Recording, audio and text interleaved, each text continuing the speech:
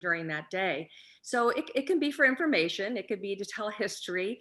It can also, as these two gorgeous ladies can tell you, it can be extremely effective at gathering awareness for your organization or engagement, getting people to be involved, perhaps whether they can help, hands-on help, or perhaps with their funding. And so therefore fundraising is another big part, especially with digital marketing and social media today. And so Kaylee and Crystal are going to help us, but can you, one of you, start by telling me, sharing with us, what is the Special Olympics for those who may not know? Probably there's not a person out there who doesn't know what the Special Olympics is, but just in case, can one of you share with me the history of the Special Olympics and what you do? Yeah, absolutely. I'll jump in on that. I'm Crystal. Hi, everyone, and thank you for having us. And Susan, it's nice to be with you on this session.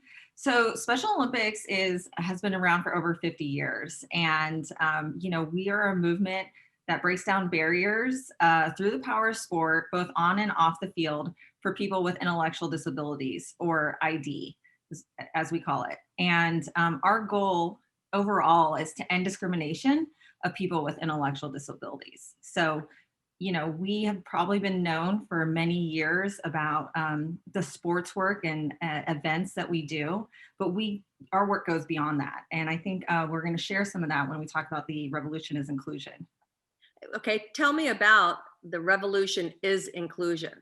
That's a Yeah. campaign that the Special Olympics had, and give us a little Mhm. overview of that. Yeah, absolutely. So, like I said, we've been around for 50 years. And as we were going into that anniversary in 2018, we wanted to shift the perception not only about the work the Special Olympics does, but also the perception of our athletes, the people with intellectual disabilities that we serve. And even though we had a robust history, we were seen as just a nice to have charity, something that maybe only serviced kids and only did sports activities. And we are so much more than that. Our work services athletes of every age, and it goes way beyond events. So we wanted to talk about how we are a movement and reinforce that we're leading the charge for social change and equality of people with ID. We also wanted to reach new people, going after millennials and centennials. And we wanted to find people who were socially minded change makers to help advocate for us. So we asked them to join us in several ways. But the joy of sports will never not be the anchor of what we do. But through the Revolution is Inclusion, we have been able to showcase our other work, and a lot of people don't know about it. So one of our pillars of work is our health services and our screenings. Special Olympics is one of the biggest untold secrets in healthcare. We provide over 2 million health screenings for people with intellectual disability in over 135 countries. And we've trained over 300,000 healthcare professionals. And then we're also doing work in unified education programming. So by implementing inclusive sports programs in schools and inclusive youth leadership opportunities, we're helping create a climate of acceptance. But the most important thing about the Revolution is Inclusion campaign was that we wanted to give our athletes the chance to lead. Special Olympics had been speaking on their behalf and advocating on their behalf, but it was time to put our athletes on the stage and let them tell their stories and advocate as well. They are really the champions of our movement, and we wanted to showcase that. Well, you guys are a much larger organization than the World Federation of Youth Clubs, but we're already, we have today in this session, we have people joining us from over 30 countries. And I see a lot of connection and a lot of similarities in that, especially helping children and what we can do. And Kaylee, your division that you and Crystal operate is the digital fundraising and strategy. Tell us what that is and how we can maybe incorporate that into the individual clubs, the organizations that have multiple clubs. Sure, absolutely. So Crystal and I are representing the digital fundraising and strategy team, as Susan said. And, such a big part of what we do is storytelling and, and getting our message out there in a way that motivates people, first and foremost, to donate and to give to us and join us in this movement and in this fight for inclusion. We've learned so much just from this the Revolution is Inclusion campaign. And Crystal spoke to this a little bit, but I would say the biggest lesson that we've learned from this campaign that, I would really want everyone to take from it is just the importance of authenticity. So in this campaign, we had the Special Olympics Inclusion Pledge, which ended up being at the center of this whole campaign. It was actually created by a group of students from a Special Olympics Unified Champion School in Rhode Island. And the pledge reads, and these students just wrote this themselves at this school. It's amazing. So it says, I pledge to look for the lonely, the isolated, the left out, the challenged, the bullied. I pledge to overcome the fear of difference and replace it with the power of inclusion. I choose to include. So that's beautiful. Yeah, it really is.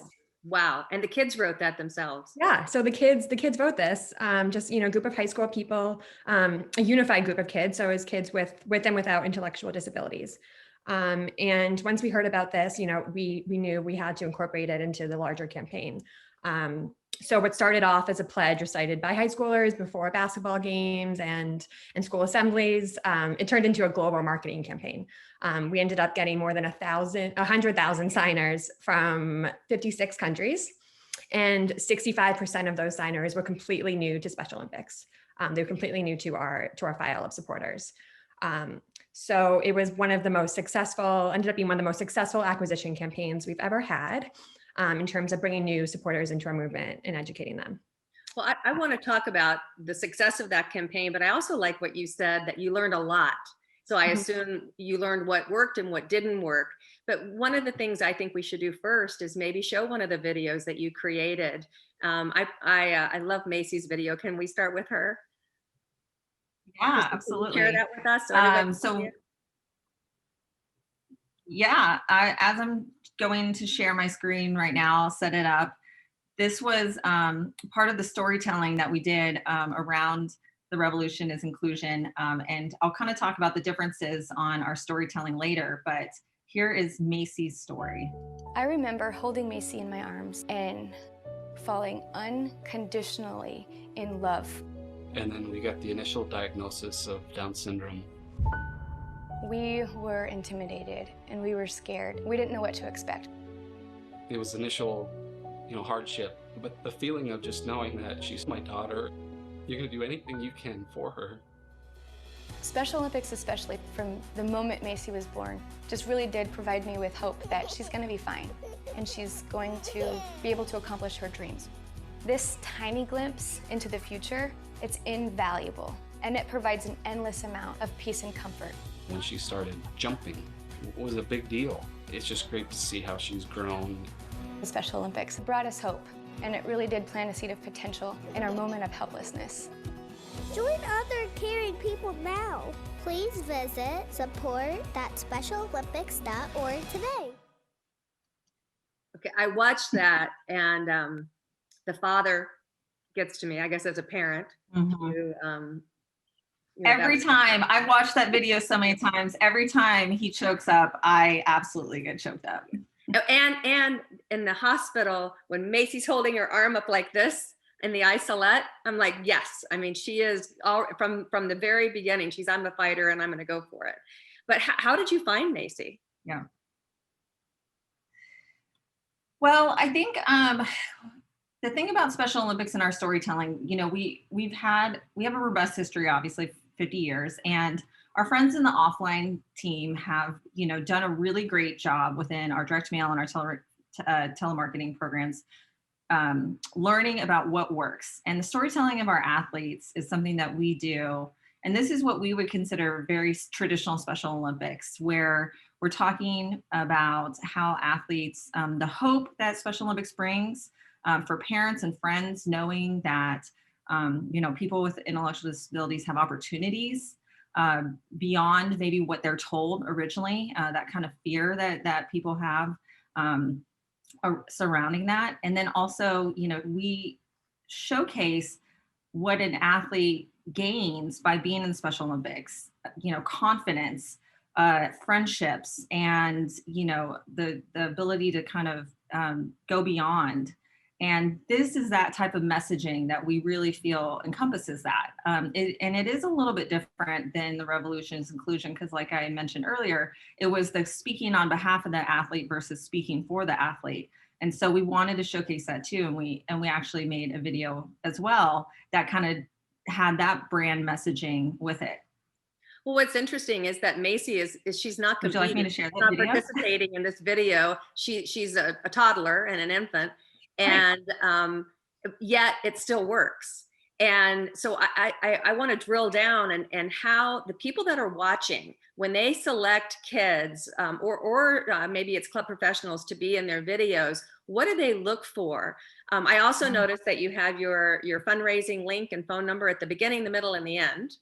And I mean, there's a lot to take away from looking at these videos. So that's why I hope that everybody out there who's working in a club or running a club is paying attention to these little details. But how do you find Macy? So there's kid or kids, and how do you do this without exploiting? Because it obviously doesn't come off that way. So there's a fine line between it. In the opening session, Rick, my husband, was talking about why we founded the World Federation of Youth Clubs, and it really came from the Philippines. And Rick and I had worked for years as volunteers with the Boys and Girls Clubs of America.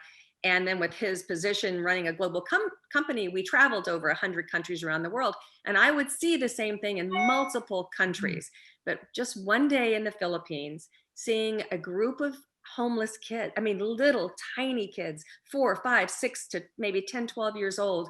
And they're homeless. And I thought about this image in my head, which would obviously was impactful for me. So it would be impactful for other people. But at the same time, I would never want to photograph that because I wouldn't want to take advantage or appear to be exploiting them. Yet you kind of have to do that to raise money to help. So how do you figure that out? What do you do? Yeah, absolutely. I think it's authenticity for one. We're not telling any story that isn't true. Macy's mom, Sherry, is very helpful for us. I mean, she wanted to tell her story. It was impactful for her. The Special Olympics really did, make a difference in her life and her daughter's life because, she felt like it gave her not only the hope that she mentions, but the opportunity. And I think that's authentic storytelling. Everything is volunteer. We want you to share your story with us. We want you to be happy about it. And we've definitely come into situations, not in fundraising videos, but in other videos that we've done through Special Olympics where we're talking about some of our work in other countries and athletes that it was misunderstood about, them having an intellectual disability and what that means. And we have athletes that have been in chains and we've told that story, and we don't do it to exploit them, but we do it to raise awareness for what's happening around the world and how still there's so much stigma around intellectual disabilities outside of the US. So you're right, it's a fine line, but I think to be true to who we are, we have to tell the true stories of what's happening. Most of our athletes have had really hard times, but they're so strong and they persevere. And that's like, we want to capture that too. Well, and that's the kids that attend our clubs, they're resilient as well. And they have challenges, different kinds of challenges, but definitely what can be life-altering challenges or can affect the path that they will go forward on. And Kaylee, earlier you were talking about the most important things that you learned, or you learned a lot from that campaign. So what can you share with us, especially for clubs that are watching that don't have the money to put together a fancy commercial like that or ad like that or public service announcement, but although it's only a minute long, and you think about that, you can do a lot in a minute. But what were some of the takeaways? And if you don't have a big budget, if you have limited resources and maybe just a mobile phone, what can you do? Right. That's a great question. And, back to, I think what I said before, the biggest, the most important thing is keeping it authentic to your mission and what you do. One thing that we have, I wouldn't say we struggled with it, but it is, something that we've had to think about, is that we've had a lot of, in our photos, using sometimes like really cute little kids perform the best for us. They're adorable, and it's no question why people love to see that.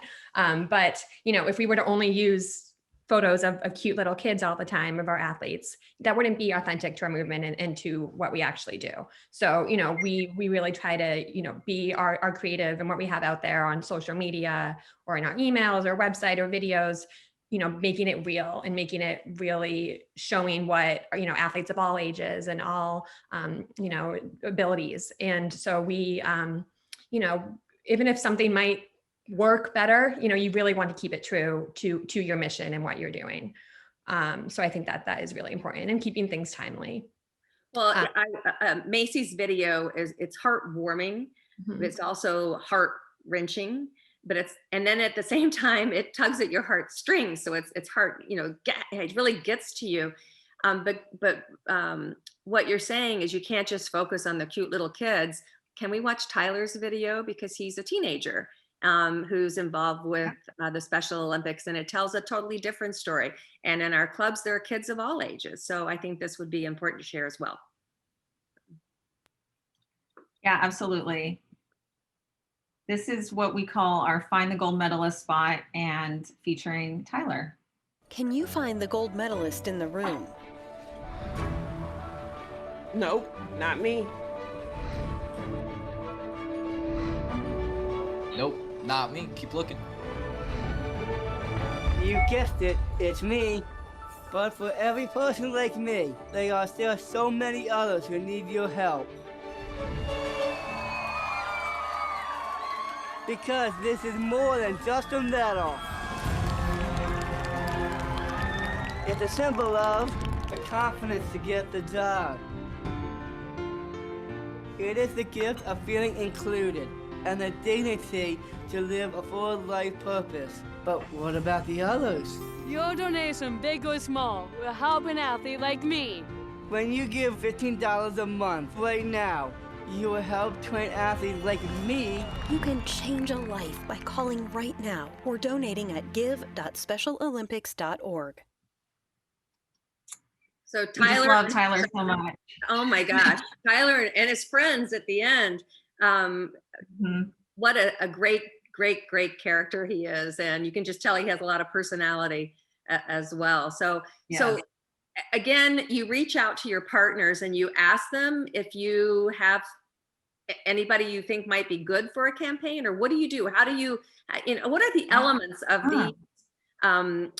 these videos? What's the beginning, the middle, and the end? Yeah.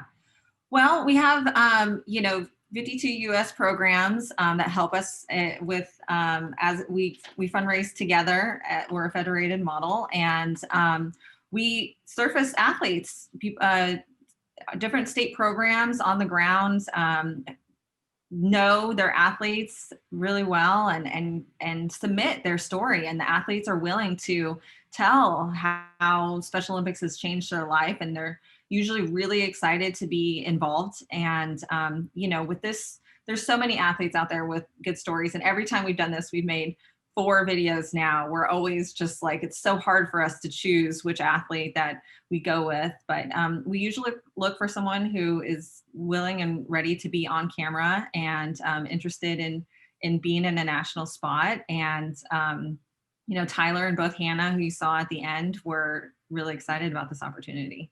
I bet. So if I'm operating a club in a small country, or multiple clubs in a bigger country, whether it's England or Japan, I could either pick one individual or 2 individuals and focus on them and their story, or maybe a group about the entire club and what they're doing, what their mission is, and and what they're hoping to accomplish and what they are accomplishing. And then also you could tell the story like Tyler of the successes that came out of that club, right?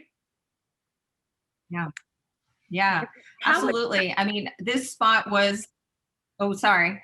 No, Go how do they ahead. get started? How do they get started? What should someone do who's watching this, who wants to emulate what you guys have done? How do they get started? Yeah, I think you just start. I mean, Tyler has been featured in some of our other digital channels. I mean, you could start really easily by just surfacing some stories that's happening in your clubs around the world and seeing what resonates with people, and then potentially finding someone who feels like could be a very strong brand advocate who's willing to be on the public stage and is ready to talk to people and tell them about what's made a difference in their life. And I think just sitting down, during COVID, with everything that was going on, we weren't able to go out and shoot a video last year because we wanted to continue this storytelling. And so we shot athletes at home and had them do recordings through an iPad with our partners who create this video spot, TCM. And we just interviewed Wyatt, and we asked him, what was life like right now being stuck at home? And he had active airway syndrome. He wasn't able to go out, during this time. And he was able to tell how Special Olympics was still supporting him through virtual activities. And that was a really easy win. And I think, anyone can replicate that kind of work. And even if you don't cut it for a commercial like this, but you share it in your emails and on your website, I think there's still great ways to tell the story of what you're doing right now. How effective was this campaign for Special Olympics? It's been incredibly effective. We have started this as a test in 2019 and we rolled it out. So it's always on. We're doing it in most of our digital channels, and it's really helping us gain monthly supporters, which is something that for the longevity of our program, we really wanted. So it's been, and it's $15 a month. If they pledge $15 a month, is that what it is? That's the ask right now, but you can choose to give us $5 a month, $10 a month, $50 a month. But yes, the ask that we go out with is 15, and that trains 3 athletes a year, $15 a month.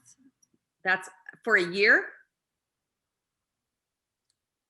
That trains. Yeah. So they yeah. That's amazing. That's really, really amazing.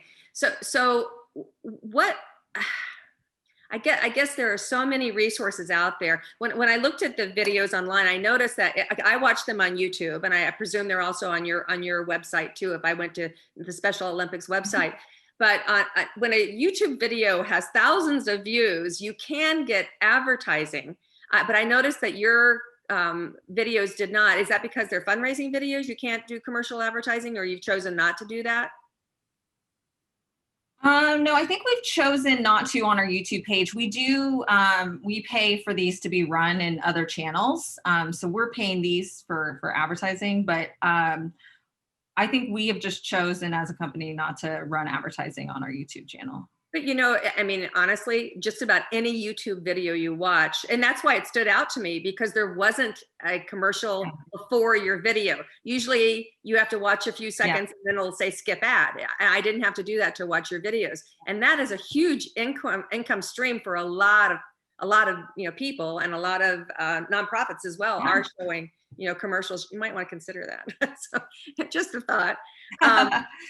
But it's a remarkable opportunity, is what I see for these our clubs and the associations to do something like this, to raise money, and they can do it themselves, and they can put it up on YouTube, and then you just have to be able to lead people to your site. How do you get people to your site? Oh man, that's it's complex, but also, I think there's a lot of investment that we've made in our website as far as storytelling and keywords. I think that we are really brand what people come to look for. And we've done a redesign in the last 3 years that's helped people, make sure the users get where they're going. We're very thoughtful about the buckets of works that we do, and making sure that all of the different pillars we're writing about them with the keywords that are searchable.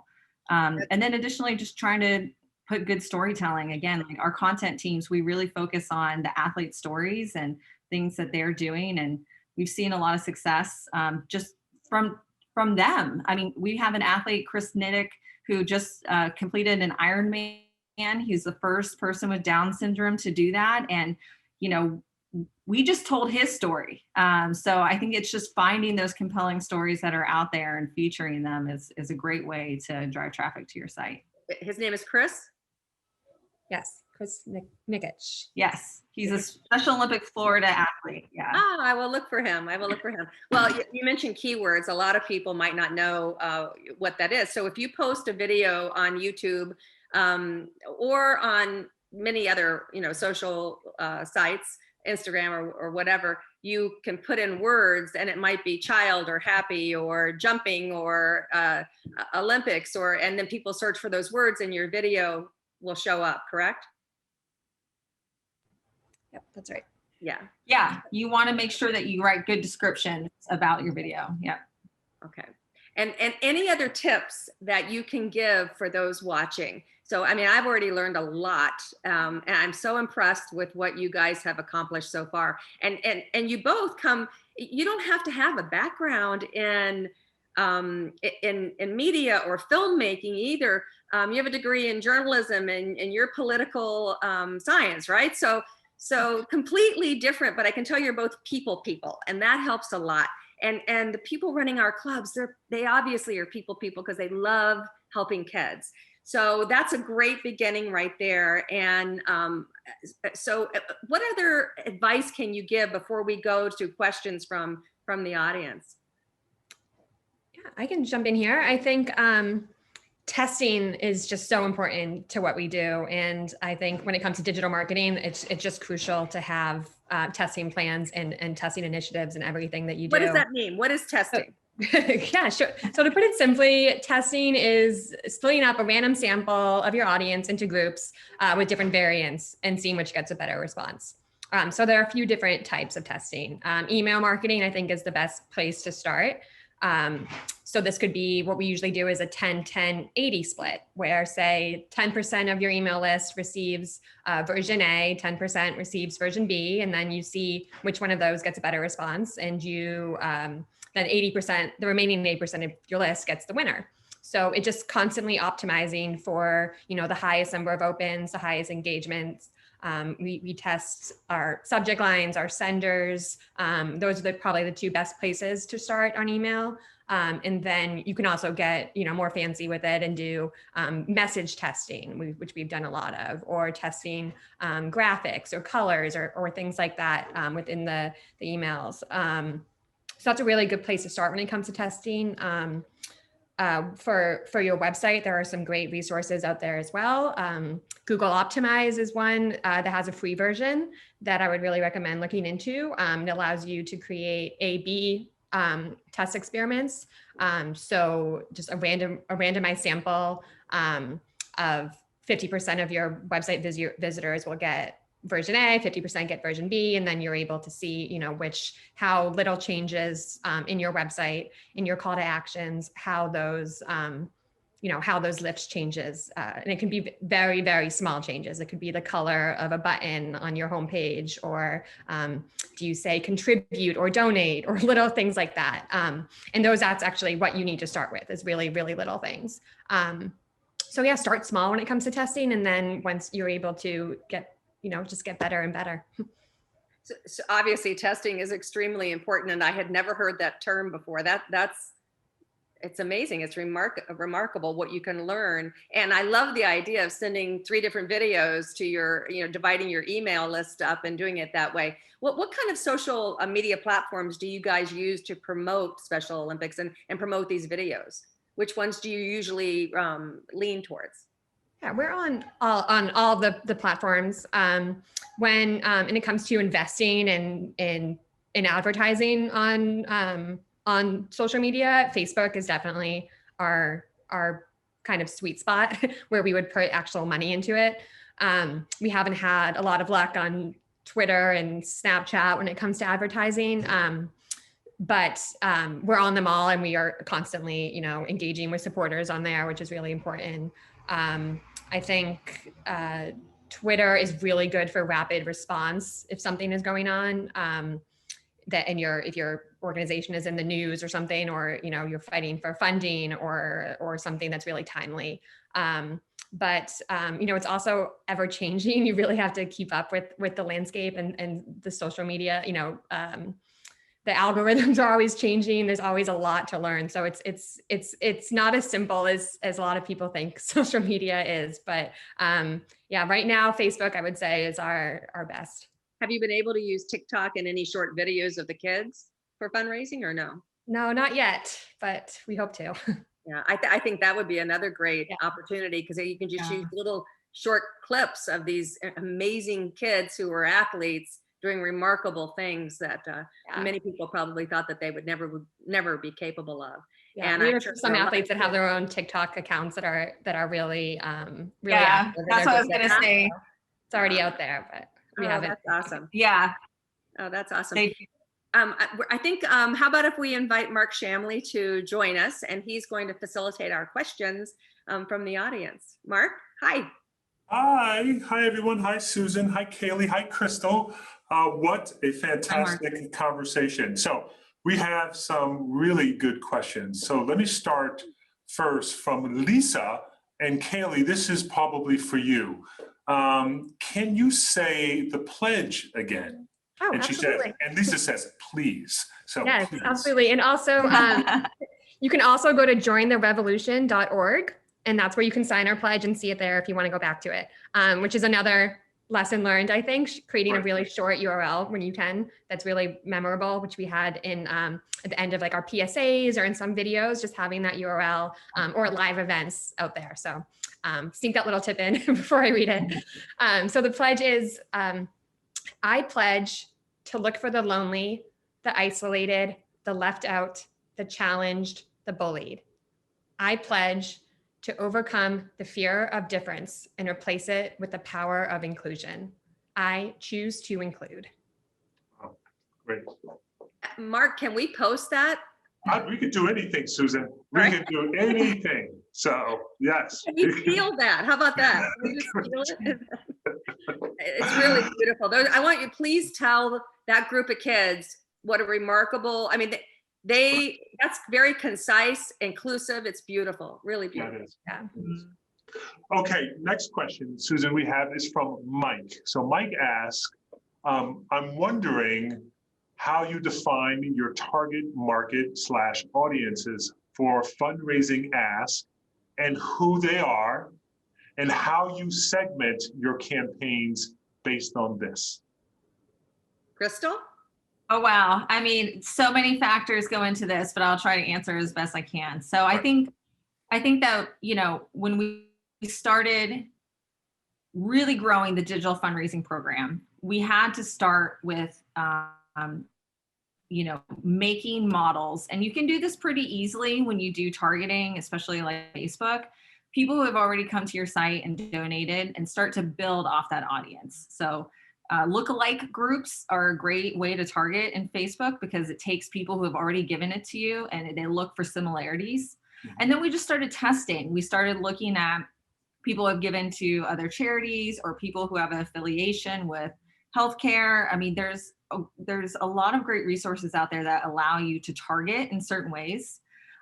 We also got really robust in our Google search terms as far as how we were targeting for people coming in looking for Special Olympics, and then making sure that they got the right ads. And then as we began to grow, we needed to learn about who our people were. So we did a little bit of research on our constituents, and we found about 4 major groups of donors.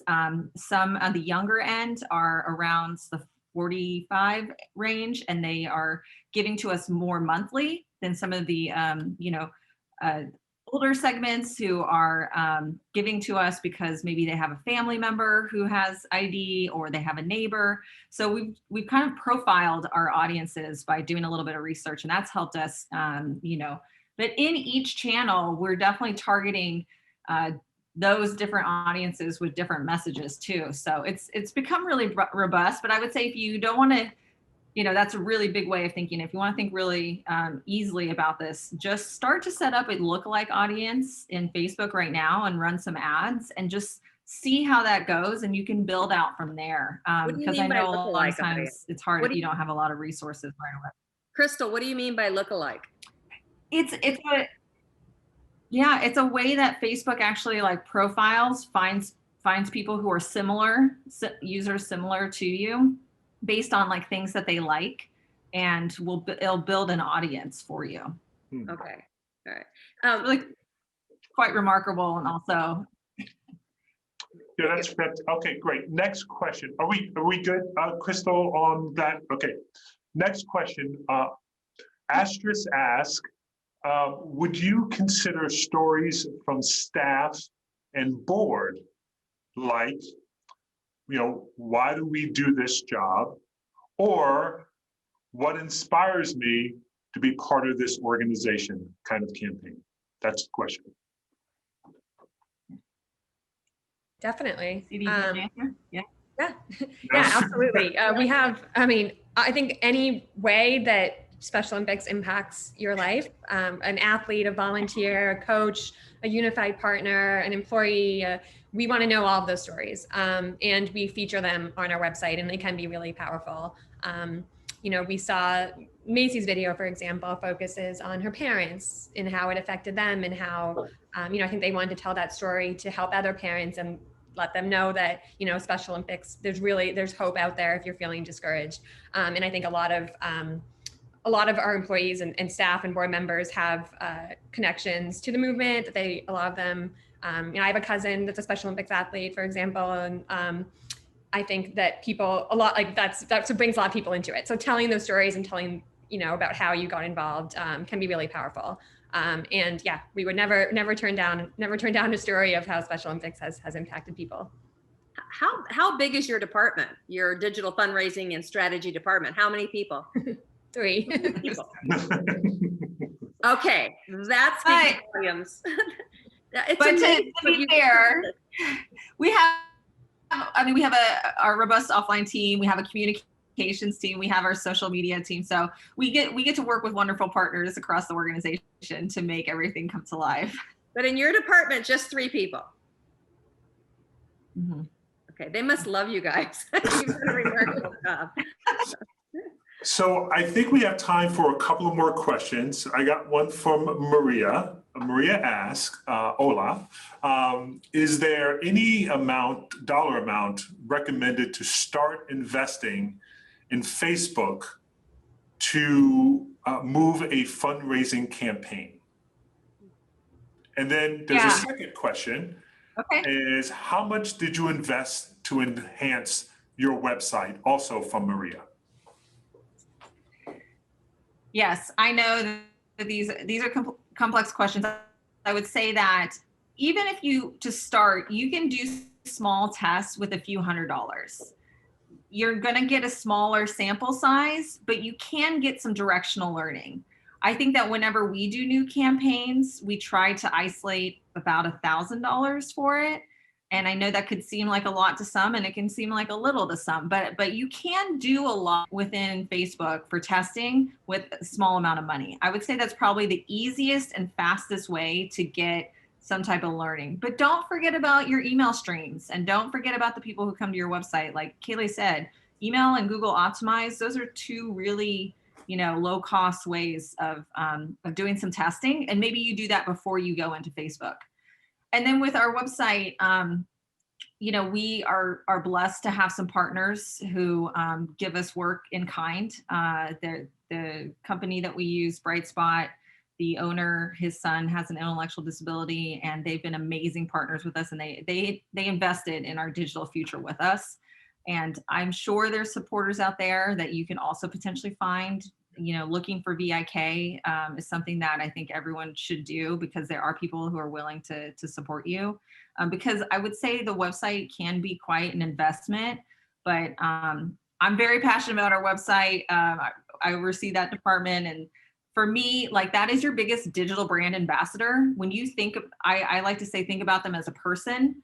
If they were coming into a room with you, what are they going to say about your movement? Are they telling your story? Are they telling the story of the people you serve? Are you, can they easily describe what your movement does? I think when people come to the website, especially in this digital age, you really want that site to have the tools to communicate your mission, because it's the easiest place for people to look right now. Great, thank you. That's great. Do we have, Susan, about 4 minutes left. I have an additional question from Maria, if the panel would like to take it. Let's hear Maria's question. All right, so Maria's question is, how much percentage-wise from your total budget is destined for advertising and social media investing? Rough estimate. I would say that, you got to remember that we're overall a program that does mail as well. Right. But I think for digital, we are about 80% return on the dollar. Okay. So 20% investment. Right. But that is just for digital. That's for digital. Great. Mm-hmm. That's impressive. Yeah. Really a nice outcome there. Is there anything else? Mark, what's your takeaway been on this session? Well, that you don't have to have a lot of resources to do this well. That you do need to be intentional around gathering stories. But the big thing is you don't have to hire like this, expensive consultant to frame out your strategy or your campaign platform message. This initiative, The Revolution is Inclusion, started with students, right? That's amazing. Like, it just started with students, and the organization picked up on that, and it's been one of their most successful campaigns. So I think that is one of my biggest takeaways from this conversation. That's a great observation. And Kaylee and Crystal, before we sign off, I want to say thank you so much. You guys are amazing. What you've done is just so impressive, and I appreciate you joining us today and also sharing the videos.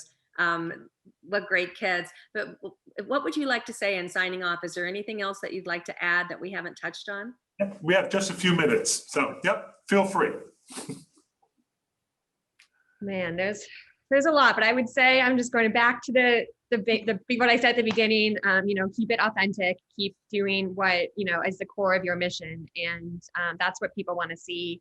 Another lesson just that we learned recently is when we had to pivot the past year with the pandemic happening. We had to change our programming and make our creative and our storytelling reflect that. People wanted to hear about how athletes were coping in quarantine, and how we were pivoting our lessons, and it's not business as usual anymore, so we had to switch everything up. And I would encourage you to, if you're offering events with masks, and if you're still doing things, show people what they're doing. If you're doing virtual events, just get it out there and really just share your stories. How many videos did you put out in 2020? Three. Yeah. Okay. 3 stories. 3 stories. Okay. And how long does it take you to do one of those stories, one of those videos?